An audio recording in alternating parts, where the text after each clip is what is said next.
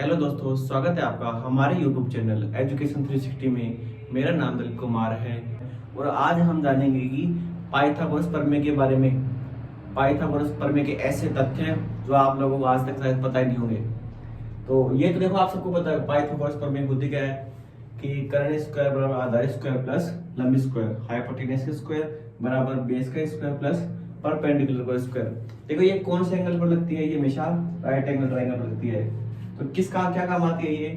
ये काम आती है यदि राइट एंगल की आपको दो साइड्स दे रखी हो तो तीसरी साइड को निकालने में ये काम आता है। तो निकाल के देखते हैं। देखो जो 90 डिग्री के सामने की भुजा क्या होती है? वो होती है कर्ण होती है। इस एंगल के सामने की भुजा क्या होती है? लंब होती है। और बच गई क्या हो गई? बेस। तो रखते हैं हम हाइपोटेनस h क्या है? तो 5 का स्क्वायर। बेस हमें निकालना है तो 20 का स्क्वायर। परपेंडिकुलर क्या है? तो 4 का स्क्वायर। 20 स्क्वायर को इधर ले आते हैं तो 5 का स्क्वायर करते हैं 25 माइनस 16। तो 20 स्क्वायर क्या होता है? 9। तो 20 से क्या आ जाएगा? अंडर रूट में 9 यानी कि 3 सेंटीमीटर। तो इसका मान क्या आया?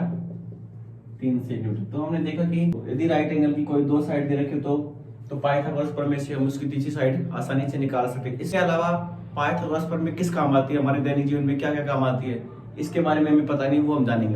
अभी हमने देखा था कि पाइथागोरस प्रमेय का प्रयोग समकोण त्रिभुज में दो भुजाएं दे रखी हो तो एक भुजा ज्ञात करने में किया जाता है। लेकिन इसके अलावा भी हमारे दैनिक जीवन में पाइथागोरस प्रमेय का बहुत उपयोग है।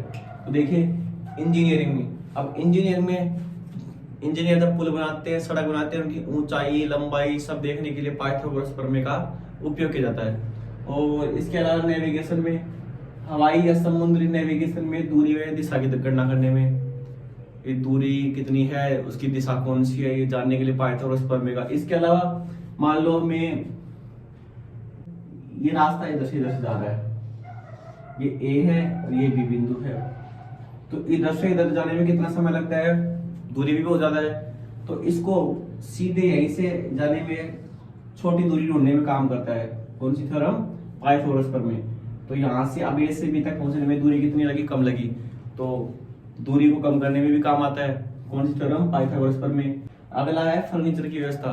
तो मान लो आपको एक कमरे में, ये हमारा एक कमरा है, आपको अलमारी रखनी है। अब आपको क्या पता कि अलमारी की लंबाई कितनी होनी चाहिए?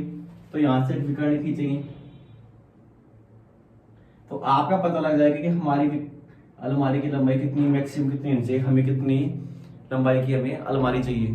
तो फर्नीचर की व्यवस्था में भी हमारी पाइथागोरस प्रमेय का उपयोग किया गया दैनिक जीवन में। इसके अलावा वास्तुकला में जो छत की ढलान ज्ञात करने के लिए कौन सी थ्योरम का उपयोग किया जाता है? पाइथागोरस प्रमेय का प्रयोग किया जाता है। इसके अलावा भौतिकी में प्रकाश विद्युत व अन्य भौतिक घटनाओं के विश्लेषण में भी पाइथागोरस प्रमेय का उपयोग किया जाता है। इस प्रकार पाइथागोरस प्रमेय का न केवल समकोण त्रिभुज में ही उपयोग किया जाता है बल्कि हमारे दैनिक जीवन में भी इसका बहुत सारा उपयोग है। आई होप ये वीडियो आपको अच्छी लगी होगी। इस वीडियो में इतना ही, मिलती है अगले वीडियो में। धन्यवाद।